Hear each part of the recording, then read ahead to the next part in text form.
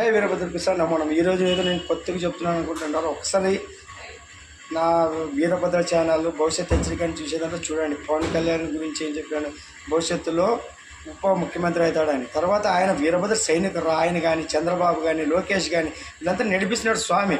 ఇప్పుడు మోడీ యోగులతో నడిపించి ఇన్ని రోజులు నడిపించినాడు. ఇప్పుడు వీళ్ళతో కొద్దిగా నడిచిన తర్వాత మన ఆయన వస్తుంటారు వీరబాబు సంతాలు. ఈ రాజకీయంతో వ్యవస్థ ఎట్లా బాగుపడతారు చెప్పు. ఈ రాజకీయ నాయకులు సపోర్ట్లు చేసుకుంటే వీళ్ళు ఐఏఎస్లు బాగా పనిచేయనారు, ఐపీఎస్లు పనిచేయనారు. వీళ్ళ నుంచి వీళ్ళు ఇబ్బందులు పడినారా? వీళ్ళేం కావాల్సి చేయరు. ఏమంటే ఏదో ప్రమోషన్ కోసం ఆశ, లేకపోతే బెదిరించో బ్లాక్మెయిల్ చేసో డబ్బుతో ఒక్కొక్క వీక్నెస్ ఉంటుంది.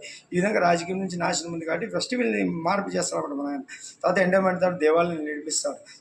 ధర్మకర్తలతోన మఠాధిపతులు పీఠాధిపతులు దేవాలయాలు నడుస్తుంది. అంటే సందేహం అవసరం లేదు. ఆయన వీరభవ సంవత్సరాలు వచ్చేస్తున్నాడు. ఇప్పుడు చూసినాం కదా పవన్ కళ్యాణ్ నోడతారా, ఇంతవరకు ఏ సెక్యులర్ మాట్లాడినాడా?